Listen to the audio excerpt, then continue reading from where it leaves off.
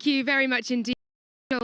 Ted, for the first time, welcome to the pit lane in 2023, and we already have a car here. George Russell, the Mercedes of George Russell, has just joined us. We are here waiting for green light, which will happen at any moment. It's exciting, isn't it?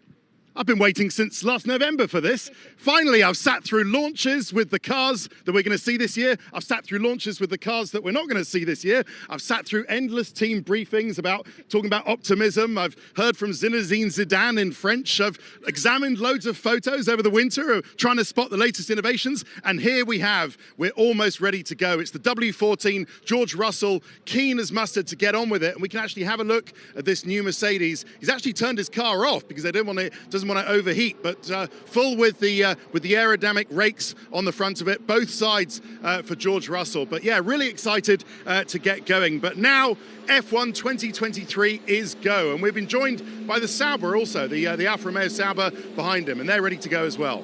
New iterations, evolutions of the cars, of course, that we saw last year.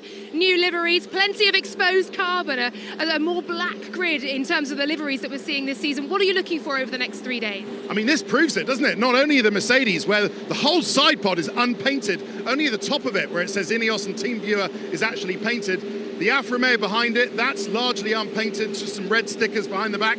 And there's the Ferrari as well. I'm so interested to see Ferrari's challenge with some really great technical innovations that we've seen on that so far. I want to get close up to there and see what's going on as well. New drivers as well. Lance Stroll, big story not being here. How much of a miss is that going to be for him ahead of the season? And I can't wait to see that Red Bull RB19. And then we've got a Williams trying to get pushing his way into position in front of the Ferrari.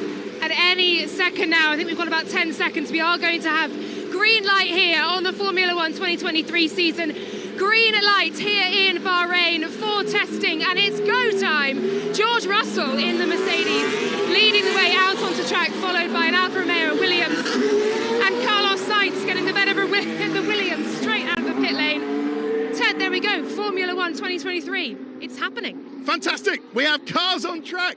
Can't wait to see it. Yeah, they'll do some runs with those huge aero rakes first time round. Then we'll get in. Then we'll see. This is very odd. We've got a course car leading a Red Bull. I think this course car needs to peel off quite quickly.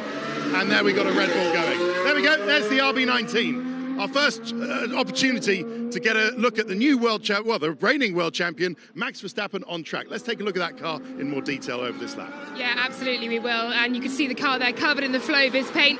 Cars are on track. So Rachel, we'll head over to you. Well, I've definitely missed that sound.